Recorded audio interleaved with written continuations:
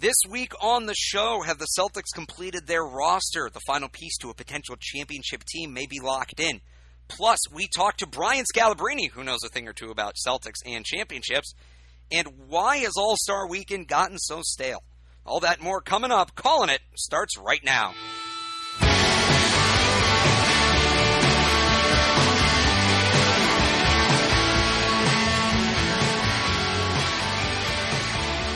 Welcome into Calling It, a special Wednesday edition of the podcast this week, as we were both preoccupied on Monday. It's Alex Barth and Alex Lebowitz with you as always. We're powered by CLNS Media.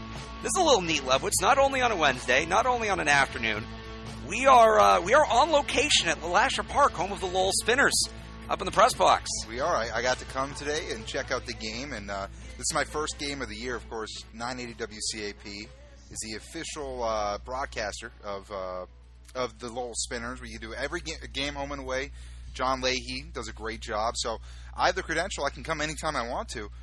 But waking up at 4:30 makes it difficult to come to that 6:30 start. So today, day game, I had to come down. And day game, awesome. Morning game, 11 a.m. start. I was here at 9 o'clock. All right, so we both plugged our own jobs enough. I am the PA announcer for the Spinners. He works for WCAP. There you go. But we were both up early this morning. So we both got to see, what was it, a 5 a.m. Woj bomb? 4:30 a.m. Woj bomb? 3. I think it was before. Was it 3 a.m.? Yeah. And what time is that in San Antonio? we need to get Jesse Feldman on the phone. Kawhi Leonard, finally gone. Papa's gotten rid of his headache. He is in Toronto, swapped for DeMar DeRozan. I know there's some other pieces involved in there as well, but I want to start here.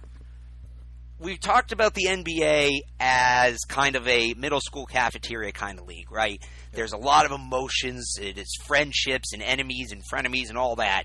When's the last time you remember a sports trade focused solely on spite?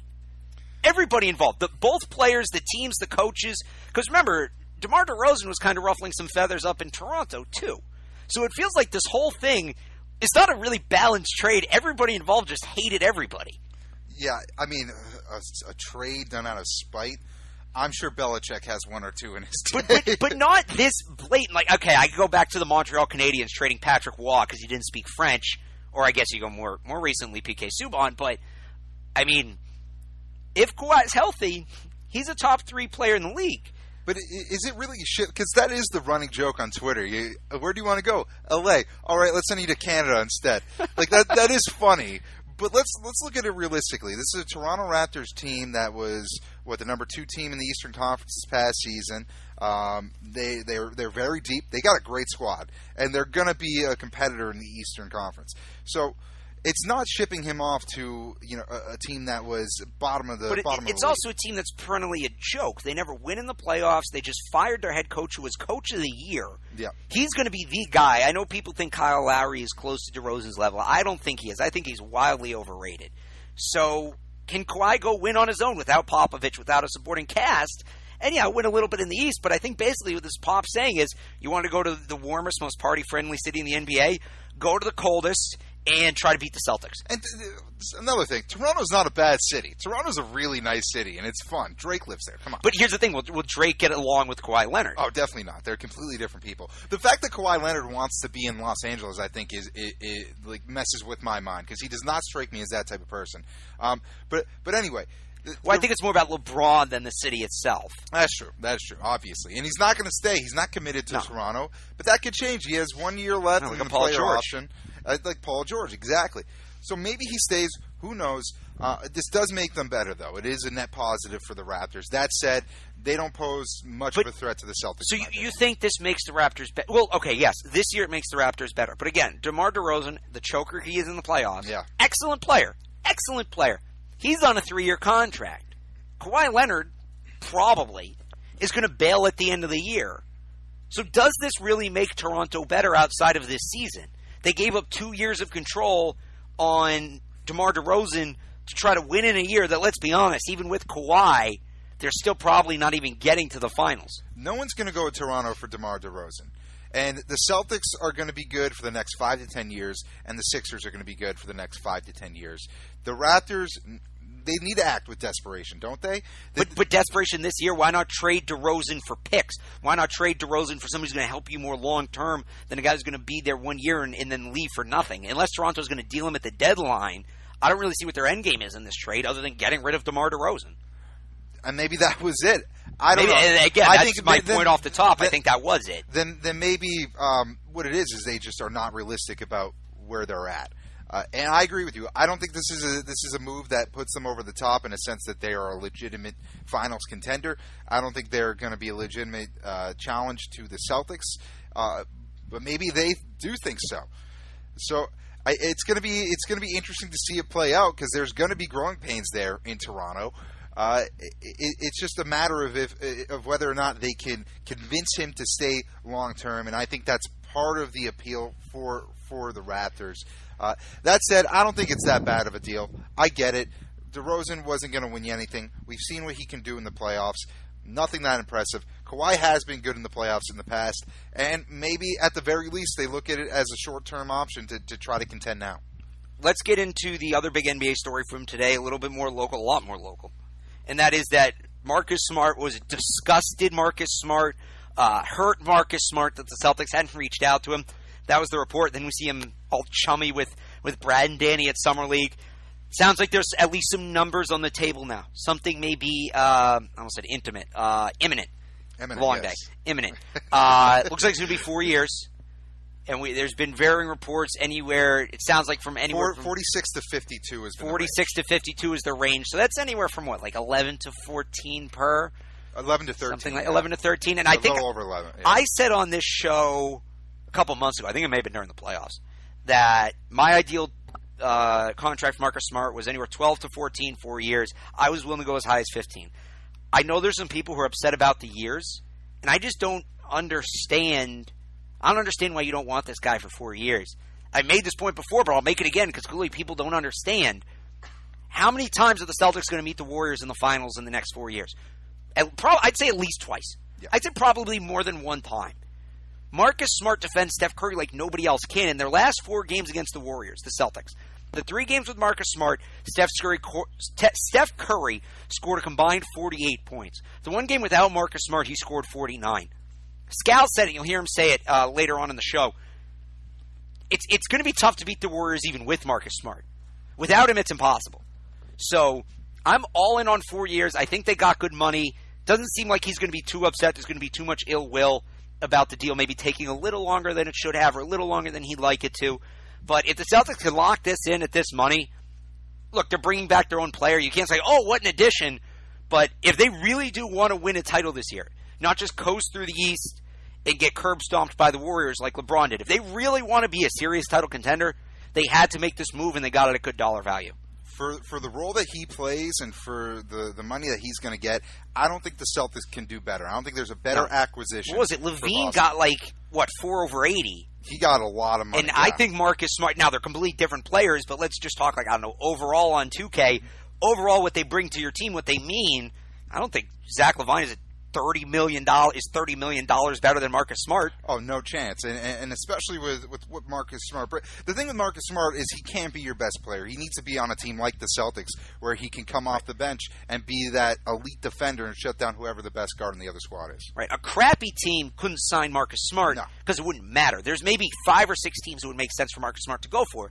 And we talked about, I don't remember if we talked about this or if I talked about it on Dirty Water last week, the teams that could actually take him, that could actually use him properly, that had cap, it was 3. The Celtics, the Sixers, which is scary, and the Lakers, which is scary. Yeah. So, I guess part of the reason I'm so into this is not only did the Celtics get him back, not only did they get him back, locked up long term, not only did they get him back for a good dollar value, you're not going to be playing grunge matches against Marcus Smart in the Eastern Conference semis when he's on Philly, which scared the hell out of me, that proposition. So, big win for Danny Ainge today. Yeah, definitely. Or whenever the contract's signed. Yeah, and again, he hasn't signed it yet, but the reports are coming out from Jordan Schultz, from Adam Himmelsbach, from Adrian Wojnarowski.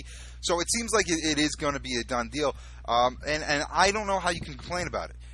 Even the contract length, 4 years, in 2 years, this is going to look like a really great deal. It's going to be an awesome deal for the Celtics, and Danny Ainge is going to look great again. So I think you got to love this outcome if you're the Celtics. You got a guy who comes out the bench who really is a spark. And you talk about the 5 teams that he could go to that would make sense. They're all winners. Right. And that kind of is a reflection of what type of player Marcus Smart is. The Kings wanted to sign. What the hell was that? That didn't make sense. Yeah. I will say this, though, just to play devil's advocate here. Let's say Marcus Smart sucks. Let's say he punches more pictures and gets in more fights with Instagram models and he's a mess. The end of that contract, that last year, that's a very valuable trade commodity. A 1-year, $11 million contract? And that's, correct me if I'm wrong, going into the 2021 season. And we've all heard that draft be talked up because NBA executives think that is the year that they're going to get rid of the one-and-done rule, and you'll essentially have 2 top classes in that draft. Mm-hmm. You'll have the freshmen who had to go to college, and the top high school players, it's the first year they can come out. So worst top case 10 pick would be amazing. Right. Yeah. Worst case scenario, even if Marcus Smart sucks, you have a very valuable trade commodity in a year that trades are going to be tough. So overall, good things for the Celtics. There's also, I'm pretty sure, and we can check this, but I'm pretty sure that Memphis Grizzlies pick could. That's 2021. That's unprotected. I think it's like top 3. But I mean, they'd have to be within the protected picks within the next 3 seasons or 3 drafts. So the chances of that happening are probably slim. But it's a possibility, and imagine if that pick comes back to get you a stud. What was that, Jeff Green? Draft. What was that, for Jeff Green? I don't even remember. Something like that. It's tough to track at this point. Look, the Brooklyn picks are gone. They are. But there's still a lot of assets the Celtics have, and they got Marcus Smart back, hopefully. So it's all looking good. I actually got a chance yesterday at the Dr. Leonard, Dr. Lepresky charity event down in Boston. Celebrity bartending event. Rob Ninkovich was there. Wes Welker was there. Sebastian Vollmer was there. His hands are huge, by the way. Vollmer? Oh, yeah, he swallowed my hand. Oh, yeah. It was, and then Scal elbowed his way in, too, with all the former Patriots. So I got a chance to sit down with Scal. Actually, really interesting conversation. We talked about a little bit about his playing career, his coaching career, which people forget about sometimes at Golden State. Well, I asked him what it was like coaching Steph Curry. He's got an interesting take on Steph Curry.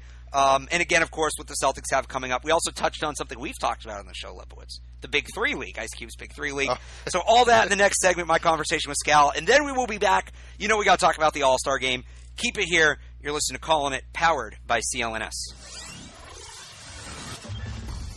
Callin' It is brought to you by American Broadcast Coaches, training the next generation of media talent and communicators. For more information, check out AmericanBroadcastCoaches.com.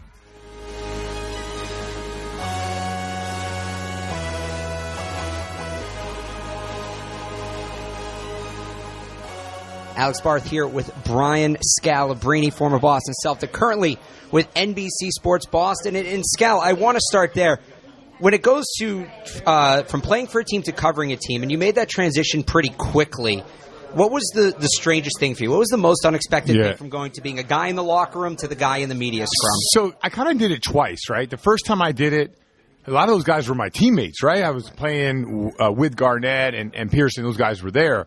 Then I went and coached the Warriors, and when I came back, it was all really fresh new faces except for Rajon Rondo, which they ended up trading him. So, I don't have that player relationship, locker room relationship with the guys now. So I think it's a little bit easier now. When I first started out, it was a hard thing to adjust, just to say things like, man, Garnett should have been there on that rotation. I would always hold back, but now I just call it how I see it. Did they, when the first time you did, when it was your former teammates, did they ever give you a hard time about it? Did you ever hear from them about stuff you said on air? No, because I wasn't very good on air. I'd always hold back, right?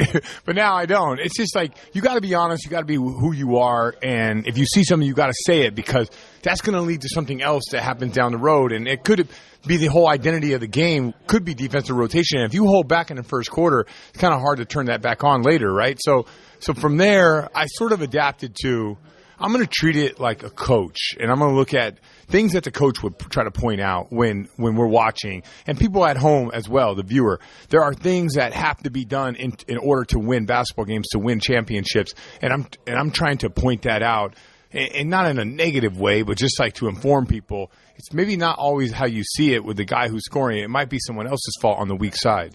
And you had the coaching stint, too, out in Golden State. Obviously, see what that team has become now from when you were there. What were your indications? What did you see in guys like Steph Curry, the guys that were there from the beginning? And what have they changed between when you were there and now that you think has really helped their game? Well, the ball movement is one. And when I was there, it was interesting because I coached and then I announced that I was coming back in that fabulous letter, I'm coming home. And then I sort of did some media interviews after that, and I thought Steph Curry was basically what we would call in the NBA a pocket pass away from being an MVP. He needed to get rid of the ball when people double teamed him, and if he can learn how to do that, and with the addition of Draymond Green and the ascension of Draymond Green, it helped him, and I thought he would be an MVP guy. Now, back-to-back MVP, one of the greatest teams ever. I didn't see any of that, but I knew that they would be a championship caliber team, and that's partly the reason why I went there. When I saw them in the Denver series and the San Antonio series the year before I took the job, I thought they were a championship caliber team. I was just a year too early on that, and they went from 250 passes a game to 320 passes a game, and that's their average. Sometimes they're upwards of 340, 350, and when they do that, they are unbeatable because of their shooting. So what is now the 2018 Warriors, 3 out of 4 championships? You were in the room. It was a couple years ago, but you were in the room. What's the weakness?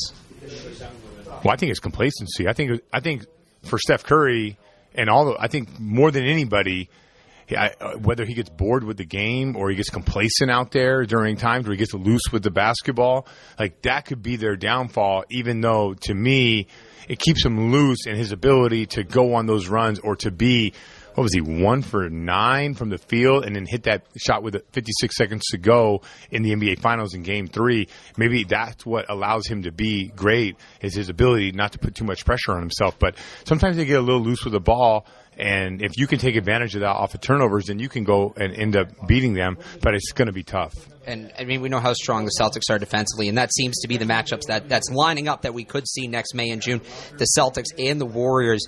There's still some time, obviously, between now and the beginning of the season. We don't totally know what this team is going to look like, but last year... What team? Boston Celtics. We know what they're going to look like. Okay, well, then let me ask you this. Jump ahead a little bit. Marcus Smart.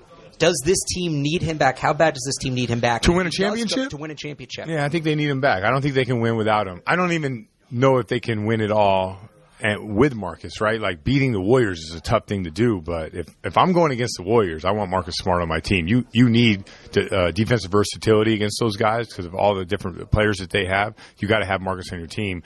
But it's a numbers game. If that number comes in from somewhere else at 13, 14, 15, 16 million, which I don't know what the number – I don't know – like, it's mind-boggling to me how Isaiah Thomas just signed for $2 million when another like Zach LaVine signed for $20 million, right? I don't really know what guys are going to end up getting paid. But to me, if they can retain Marcus, they have to do that because I believe that this team is right on the verge.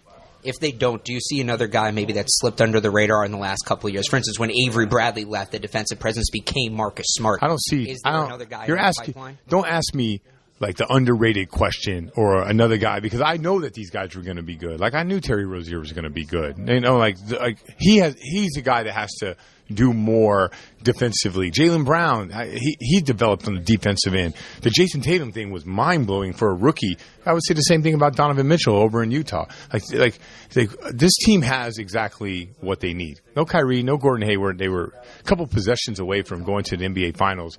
With those guys here, even if they don't have Marcus, their goal should be to not just make it. It should be to win a championship. And I do think Marcus makes it a whole lot easier. I think Brad Stevens would agree. What is the biggest change stylistically to the team you think we'll see with Gordon Hayward back on the floor? Another ball handler who can get to the paint and make a great decision. He's an underrated passer. No one ever talks about that. He's an underrated athlete. I don't know how he's going to be coming back from the ankle, but I'm assuming with all the treatment they did that he'll be fine. But it's a guy who could turn the corner, get to the lane. Tatum did it at times. Brown does it at times. Gordon Hayward is consistently he's been doing that since he was playing at Butler. So I think it's another ball handler, decision maker when he does get to the lane. And do you think that will result in Kyrie playing more off the ball, maybe playing a more shooter role, and how will that help them? I would love to see these guys play less minutes than they did last year. Kyrie at 33. It'd be great to see Kyrie at 30 all year long, managing all the injuries. And then when the playoffs start, these guys are all fresh, ready to go. One last question for you before we wrap it up. The Big Three League, you've got to be a part of that. And we see these kind of post-career leagues popping up. The Flag Football League as the counterpart to the NFL, the Big Three League. What is it like to be a part of that and to get back out and play It's again? Fantastic. Like Ice Cube is a very hands-on owner as far as like who's playing who, how the referees call the games, what the uniforms look like, and they treat us like first class all the way. I'm every Friday I go to Detroit, Miami, Oakland to play, and it's great being around these guys. I just wish I would play better. That's it, man. For me to hang on to the NBA, I had to work like 8 hours a day. Now I'm doing all this media stuff. I don't have 8 hours a day to work, but man, it's great to be around these guys and playing against Amari Stoudemire, Nate Robinson, Jermaine O'Neal. All these guys are all tremendous, and it's fun competing at that level. When I play rec league and I beat up on guys like you, it does not stroke my ego one bit. I would stand no chance. I will admit that I'm not one of these scallenge guys. And I have no delusions. And it doesn't do anything for me. So now, me getting roasted by guys, I feel normal again. If you could pick any two guys that you played with in your career, college or in the NBA, to form the ultimate three-person team of your teammates, who would you take? Yeah, I can only take two? You can take two. It's a 3-on-3. So you got to be one. I'd take, I guess, Pierce and Garnett. There you go. Hard to argue with that. Yeah. Brian Scalabrine, thank you very much. You got it. See ya. Callin' It is brought to you by American Broadcast Coaches, training the next generation of media talent and communicators. For more information, check out AmericanBroadcastCoaches.com.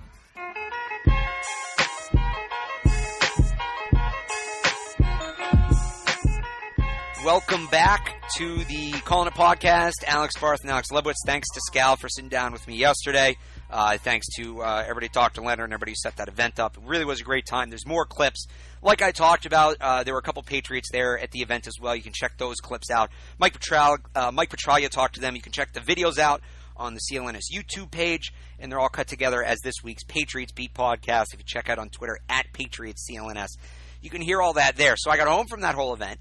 And then, boom, the All-Star Game's on last night. The MLB All-Star Game, the Midsummer Classic. No longer means anything, first of all, which, thank God. That was so dumb. I forgot. In my update this morning, I was like, the AL has the home field, and I just completely forgot that they did away with that rule. But it's probably for the Good best. on them. No, good on them for doing that. And then, so it was a decent game. You saw Chris Sale pitch. He pitched well. I think JD got a hit. Mookie went over. Kimbrel didn't get used originally, which they gave, who was it, 2 innings? They gave these two random pitchers 2 innings. They didn't use Kimbrel and they didn't use Chapman because, as always, the MLB knows what the fans want to see. And it's middle relievers going out. They don't want to see guys throwing 100, but the NL tied it up late, and then we went to extra innings, which that's what I want. I want to stay up later, and it was a slow game. It was like 11:30 at this point. They started late. It was a slow game. That's what I want to do at 11:30 at night. We're not going to get up early next morning. Watch extra innings of an exhibition game. I barely stay up for Red Sox extra innings. Why? Or if the All-Star game doesn't mean anything, which kudos to them, they figured that out. It shouldn't. But if the game doesn't mean anything, why the hell are we playing extra innings? What are we doing here? I almost said Bud Selig. Rob Manfred. Right. What are we doing here, Rob? Come on, Robert. I'm not staying up for your meaningless game. And there's again, if the AL had actually used all the pitchers like they were supposed to, there would have been pitchers left. There's no subs left, and I know there's like certain rules or whatever for what you do in an All-Star game. That should be unnecessary. Tie the damn thing. They used to do it. They did it in the 70s. They did it in the 80s. 03, they tied it. Yeah. You always hear people complaining, oh, they didn't have pitch counts back in my day. The pitchers were tougher. Oh, the batters used to not take as long out of the box back in the day. Back in my day, they tied the damn All-Star game. You want to bring back some nostalgia, do that. And to be fair, that 2003 All-Star game went like 13 or 14 innings. Right, play the 10th, play the 11th. Cool. Okay. Go, and then I'm going to bed. I agree with you. It's very long, and I just think that's a reflection of the game itself. But it says something that the best players in the game, because that's what we saw, the best players in the game, they take a very, very long time. Oh, They're it's brutal. super deliberate. It's horrible, especially when you don't start the game until 8:30. Originally, on ESPN.com, it said 7:30 first pitch. Please. It was 7:30 ceremony starts, and then the game starts at 8:35. I don't want to stay up super late when I got to be up really early in the morning. It's you alienate fans like myself, and that's annoying. That said, I've never really the All-Star game has lost its luster for me anyway. I mean, I'm not as into it. The Home Run Derby, not as into it. There's no big names. It's not what it used to be, and maybe that's because I've grown up a little bit, and I'm not a child, depending on who you ask. No, anymore. Your childhood quarterback still playing football. You're still a child. That's how it counts. I'm not. Make that argument in 2 years. I'm in my 20s now, so I'm no longer a teenager. So maybe that's what it is. But yeah, it's not nearly as exciting, and when you match that with the fact that the AL was far better on paper than the NL, there's just a lot more big names. Yeah, you're just not into it. It's just not nearly as entertaining. But realistically, what All-Star game is entertaining? Well, go back to like '99. You look at the players. You had Hall of Famers, or should be Hall of Famers, up and down the lineup. Now but that '99 All-Star game. That was in the steroid era. So you had guys mashing. You had Ted Williams go out in the field. I did this with my dad last year, 2 years ago for the All-Star game. We're looking at All-Star lineup team from the '60s, the '70s, and it's all-time greats. That's true. Nick Markakis going to be on that list? Again, Nick Markakis, good player, not to take anything away. Is Nick Markakis going to be on the list of all-time players when it's all said and done? Definitely. When you go back and look in 30 years, are you going to tell your kids, oh yeah, Nick Markakis, right? I think he was a decent. Is Scooter Gannett going to be on that list? Okay. The AL team was not bad, but is Jed Lowry going to be on that list? Is Mitch Moreland going to be on this? I love Mitch Moreland. Mitch Moreland's not going to be on that list. Charlie Morton threw 2 innings last night. And we didn't get to see Craig Kimbrell. I'll remember Craig Kimbrell. Craig Kimbrell may be a Hall of Famer. Charlie Morton's not going to be a Hall of Famer. But go through the American League lineup, that starting lineup. The American League starting lineup has it, but it should be that every year, both teams. I agree. I just, maybe we're having a downtime in the MLB. I think players have gotten better. Numbers are going down a little bit with individuals. So I don't know. You don't have the same star power, but is that a reflection of the talent, or is that a reflection of the popularity of the sport? Because you look at the best player in the league, and this point's been made before. It's one of those Mike Trout, arguably. He's boring. He's stale. Did you see the study that came out? His Q rating, which is essentially public awareness, public popularity of an athlete or celebrity or a brand, whoever. Who's he behind? Did you see that? Well, it's not who he was behind. The closest comp in terms of public awareness of the brand or figure for Mike Trout in the NBA is Kenneth Faried, who was just traded in a salary dump to the Brooklyn Nets from Denver. So he's a great rebounder. Come on. And he has no personality. You saw the interview last night. He's an outstanding player, but he has no personality. He plays at 10 p.m. Yeah. Where most of the people are watching, right? Bryce Harper. Okay, Bryce Harper, I think, should be a bigger star than he is. I don't know why he's not. It makes sense to me why Mike Trout is not a big star. Well, he's also on the second most popular team in his own market. Who? Mike Trout. Yes. Because you got the Dodgers, it's the same market. No, it totally makes sense why Mike Trout's not a big deal. But it's kind of sad to see. And then you talk about the Home Run Derby, and I think we had this discussion around the Slam Dunk Contest, too. Like, Slam Dunk Contest, Home Run Derby used to be appointment viewing. Yeah. I would record that. I would watch it over and over. I still have my VHS tapes. I still have my VHS tape of the '99 All-Star Game. I'd watch it if I knew where I could find a VHS player. I guess then you get it converted. But, McGuire, Sosa, Griffey, right? Who the hell was in it on Monday? Like, you got Harper. Harper's a big name. They always get a big name from the hometown team. Who the hell's Kyle Schwarber? Honestly. If Mike Trout is Kenneth Faried, who the hell is Kyle Schwarber? Oh, God. Kyle Schwarber, Daniel Price. Exactly.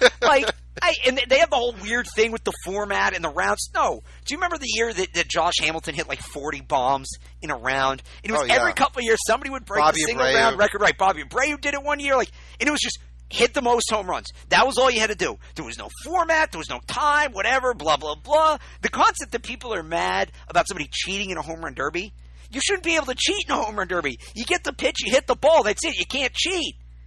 And the Slam Dunk Contest is the same way. It's gone so downhill because they can't get the big stars to do it because nobody cares because they've butchered the event. They try to keep it up with the modern times, and they just make it worse. Well, what the NBA should do, I'll start with the NBA, then I'll go to the MLB. The NBA should incentivize it. have it be a $5 million purse. First place gets 3. Second, and so if you do that, you'll get players to participate. Yeah. The home run derby. Would you want JD Martinez or Mookie Betts participating in the home run derby? Do I, as a Red Sox fan? Yes. No, it screws up your swing. So if you were in the MLB, would you want to do that? Would you? Because we've seen players participate in the home run derby. We saw it with Aaron Judge last year, and then the second half of the season, huge decline. Well, I don't think that's any coincidence. Then talk to the players. Then go to the players and say, "How can we change this event?" Because look, they take batting practice. But batting practice, you're going for liners. You're not going for home runs. So maybe now that we have all these sabermetrics, maybe have I guess it's not as exciting, but like an exit velocity contest. I don't know. Oh, okay. Hardest pitch contest. Yeah, that you're going to break some arms with that. Figure something out. I think the days of the home run derby being a big event, they're gone because those players went are with so steroids. much more aware. Those went with steroids. No, I don't think it has anything to do with steroids. I think it has to do with awareness and the fact that players realize it's not good for their swing, and what makes them money isn't winning a home run derby contest. It's hitting well during the regular season. Then talk to the players and figure out a way to bring it back because it was so good. But is there a way? Maybe it's the players. Maybe the players are doing something that's screwing up their swing now with all how in depth they get with all the measurements and this and that. Never screwed up Griffey's swing. Never. He won 3? 2 or 3 of them. It never screwed up his swing. Certain players have. So Bryce Harper and Ken Griffey Jr. are 2 players who have a swing that is made for a home run derby. Ortiz did it. Competition. He was fine. Ortiz, he also has a swing that's made for those competitions. So maybe the fundamentals have changed. I'm not a baseball coach. I haven't been studying the game forever. I couldn't tell you that. But that's just a thought. Maybe the swings have changed. JD Martinez and Mookie Betts, they're 2 guys who do not have swings tailored for a home run derby, specifically JD Martinez. So you want the big names, they're not going to want to do it, simply put. I think the slam dunk competition is something you can bring back and something that can become a legitimate competition, but they got to put more money. I'll tell you how to bring the slam dunk contest back. Tell me. 12-foot hoops. Okay. Just like I know somebody did that once as a dunk, 12-foot hoops. But as players just don't want to participate in general. You think that would incentivize them to? At least then the ones who. Okay, so there's 2 ways you can go about it. You either make the better players participate, or you try to make it more entertaining with the players you have. So I guess 12-foot hoops would be make it more entertaining with the players, or just do it as slam ball. You know what slam ball is, right? Yes. If you don't know what slam ball is, go on YouTube. It's basketball, but the entire floor is a bunch of trampolines, and it's full contact, and it's awesome. Joel Embiid would do it and break through the trampoline. Oh, Joel Embiid would murder people. Was it Robbie Ishmael, I think, Quadre Ishmael, one of them. They were wide receivers in the 90s. You can Google those names. The Rocket and the Missile were their nicknames. One of them was a slam ball coach. The other one coaches lingerie football. Proud parents.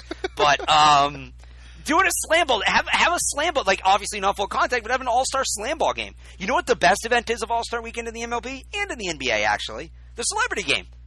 You see Bill Nye knock that single? No. You can't tell me you didn't have fun watching Bill Nye, because he calculated that all out and everything. No, watching Bill Nye, 60-year-old frail Bill Nye hold a bat and try to swing it and actually get a hit, that was awesome. The fact that he looks so unhealtty makes me not trust his opinion on science nearly as much. He's a scientist. He's a scientist. No, the NHL, been stuck in the lab. The NHL does it the best. They have the divisions, and they also have the skills competitions and the slide. Their weekend is amazing. Well, they do right the 3-on-3. They changed the game. Do this then, MLB. And it's incentivized. They paid the players. Right. How about this MLB kickball game? So different sport. You know what they used to do in the NFL back in the 90s? Where they did the tug of war. And that was amazing. Tell me you wouldn't want to see the offensive lineman of the AFC going against the offensive lineman or defensive lineman of the NFC. That would be incredible. You'd see arms rip out of sockets. It'd be awesome. It's just make it fun. Open it up again. Maybe again MLB you do kickball. NBA you do a 3-on-3 tournament. We heard Scal talk about how fun that was. NFL do flag. You've seen the videos of the retired players flag. Football League, Mike Vick slinging it all over the field. Seneca Wallace slinging it all over the field. So, there's potential there. But right now, and then there's also the fact that, and we need to wrap this up, but there's also the fact that they do it in the middle of the season. Like, why are you awarding the best player? Like, do it at the end of the year. It makes no sense to me that they... For the MLB? Yeah, it's like, okay, it's not even the middle. It's, okay, we've hit a random point in the season. Let's right now decide who all the best players are. It's so arbitrary. I get you need a break, but give them a break and then play the game at the end of the year. I think you'd have to shorten the season before doing that. You know what they should do? And I'm a big proponent of this in the NFL because people talk about they don't want to do the Pro Bowl at the end of the year. Make it, and you can do this for all the leagues, make it the event that kicks off the season. So instead of the Hall of Fame game in the NFL, have the previous year's players play like a flag game at the Football Hall of Fame to start the season. In the MLB, play a game down in Florida to start the season with all the best players from the year before. Same with the NBA, same with the NHL. Do it right before the preseason starts to welcome everybody back to the sport with the players from the previous year. That's how I would do it. That's an idea. But the guys aren't in mid-season form. So what? But nobody's trying in any of these games anyway. Chris Sale threw over 100. He was trying. Max Scherzer was Chris Sale's a freak. As hard as he could. Chris Sale is in midseason form 13 months of the year. Like, let's be honest. That's true. Like, Chris Sale could strike guys out in December. I'm not too worried about that. But one last point. We'll leave it there. Not so much in September and October. But we'll see. Well, that's a whole other conversation. We didn't talk much Red Sox today. We'll get into that obviously next week. We will have our training camp preview. Not even next week, Monday. It's like 4 days away, the next show. We'll have our training camp preview. That starts on Thursday. And we'll probably relay some of the Marcus Smart deals. Well, anything else that happens. To stay caught up on the show, you can check us out on Twitter at Callin' It Podcast. Check us out online at clnsmedia.com. Follow CLNS on Twitter as well at CLNSmedia. So again, we'll be back next Monday. Thanks for hanging on a couple extra days to wait for the show. For Alex Lebowitz, I'm Alex Barth from LeLasher Park. This is pretty cool. We might have to do this again. Yeah, we will. From LeLasher Park, this has been Callin' It, powered by CLNS. Talk to you next time. Bye.